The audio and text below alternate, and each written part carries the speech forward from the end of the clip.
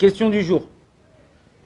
On m'a posé la question souvent de prêter une carte bleue à quelqu'un et qui paye en plusieurs crédits, enfin par crédit en plusieurs paiements.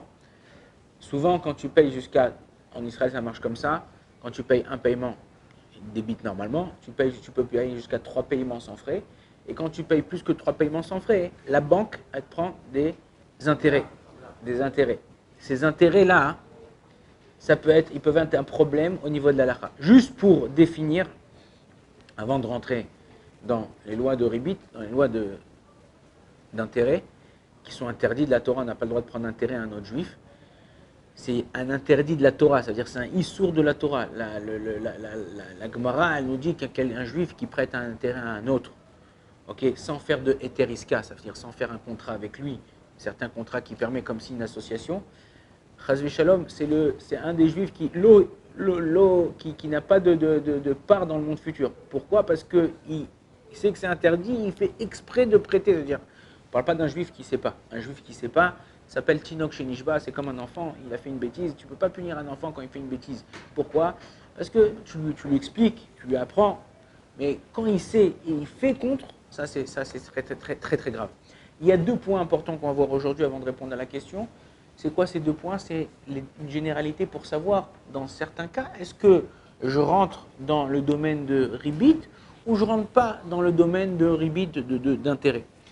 Il y a ce qu'on appelle un des points dans le ribit qui est quoi? C'est agar netar. C'est quoi agar netar? C'est le fait que je lui prête de l'argent, étant donné que j'attends pour recevoir mon argent en retour, je lui fais payer plus. Ça c'est ribit deoraita, ça s'appelle dans la chaîne de la halacha, et ribit ptsutsa. D'accord? C'est-à-dire que j'ai convenu avec lui, je te prête 100, tu me rends 150 dans un mois. Ça, c'est ribit ptsutsa, assour de oraita. Des rabanan, c'est tu lui prêtes de l'argent et après lui il vient et tu dis bon vas-y tu m'as prêté, tu m'as fait un truc, tiens prends 120 shekels. L'interdit il est aussi bien pour le prêteur que pour l'emprunteur. Même si moi j'ai pas le choix, j'ai pas d'argent et tout, je suis à la gorge, j'ai pas le droit d'emprunter. Même si lui fait Bekavana, il fait avec volontairement, et moi je fais Bli Kavana, pas volontairement, ça j'ai pas le droit d'emprunter. Il doit trouver un autre moyen. Il y a une différence entre l'étranger dans le monde et en Israël. En Israël, les banques ils te font signer un contrat quand tu ouvres un compte en Israël qui s'appelle Eteriska. Dans tous les papiers que tu signes, toi tu vois pas au truc, mais en général la majorité des banques en Israël ne sont pas un papier Eteriska, ça veut dire que la banque elle est entre guillemets associée avec toi dans ton compte. Donc là, il n'y a plus de problème puisque c'est des juifs. Il y a même des poskim comme le Rav Mazouz qui disent que quand c'est un gouffre, c'est un corps, comme une banque, une société, il n'y a pas de problème de ribit. Le problème de ribit, c'est quand c'est un contre un. Toi contre moi, tac, je te prête, tu me prêtes. Ah, ouais. Deuxième chose, les banques en France, il n'y a pas de problème parce qu'avec un non-juif, il n'y a pas de problème qu'un non-juif il te prête et que tu lui payes des intérêts. Il n'y a pas le problème que toi tu lui prêtes et tu prends des intérêts. D'accord? La loi, elle est pour ceux qui respectent les lois de la Torah. Donc c'est que entre nous juifs. Ça c'est première agar netar, le fait que j'attends pour qu'il me rende l'argent ou lui il attend et je lui donne un intérêt, ça c'est un issour de la Torah. Deuxième chose, est-ce que c'est mirzé qui est ribit? Ça veut dire quoi mirzé qui est ribit? Est-ce que ça a l'air d'être un ribit? Si quelqu'un, il ne me connaît pas, il ne te connaît pas. Ok, il ne nous connaît pas tous les deux. Et il voit qu'on s'échange de l'argent, ou que machin, ou il voit qu'il y a un contrat entre nous. Si ça a l'air d'un ribit aux yeux des autres, ok, ou même à nos yeux ça a l'air... Attends, je te donne, tu vas me donner après plus, machin, parce que j'ai attendu. Ça peut être même avec des voisins. C'est-à-dire qu'un voisin, il peut te taper à la porte, surtout en Israël, un juif, il va t'emprunter un œuf, ouais, et toi, tu vas lui rendre après 2 œufs. Tu vas dire, bon, tiens quoi, ton œuf, il était plus grand, tiens, je te rends 2 œufs, mais peut-être dans les 2 œufs, il y a plus que l'autre œuf, ça peut être un problème de ribit. C'est pas que dans l'argent, le ribit.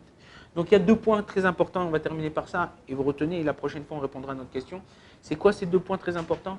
C'est est-ce que il y a agar netar, est-ce que j'ai attendu pour recevoir mon argent et c'est pour ça que j'ai pris plus d'argent? Ça, c'est ribit vadaï. Et deuxième question, c'est est-ce qu'il y a une allusion, est-ce que je vois, on dirait qu'il y a un ribit? Ça veut dire que, est-ce que quelqu'un qui me voit, ou moi, en échangeant, étant donné que j'ai pris moins et je le rends plus, ou le contraire, ça a l'air d'être ribit, ça peut être un travail. Ça peut être la même chose aussi, encore une fois, tu as emprunté des tomates et tu as emprunté des couches. Une couche qui vaut, par exemple, tu as emprunté des Huggies, et tu lui rends des Pampers. Et disons que Huggies, ça va être plus cher que Pampers, il peut avoir un problème de ribit. Tu as emprunté, donc, mais non, il y a des fois que la personne dit non, c'est bon, c'est pas grave, c'est la même chose. Mais souvent, moi, ça nous arrive, ou d'autres choses. Tu donnes, je sais pas, un stylo, tu donnes des feuilles, un cahier, des trucs d'une Clairefontaine, c'est super, super papier, super. Et l'autre, il va te rendre un truc qu'il a acheté à Bazar à Boali. Ok, là, il a payé 1 euro, moi, je l'ai payé 5 euros mon cahier. Et j'ai l'habitude d'être. Donc là, il peut avoir la personne, si elle est MacPid, si elle est intransigeante sur ça, que tu lui rends la même chose, là, il peut avoir un problème de revue. Baruch Adonai l'olam, amen jamais.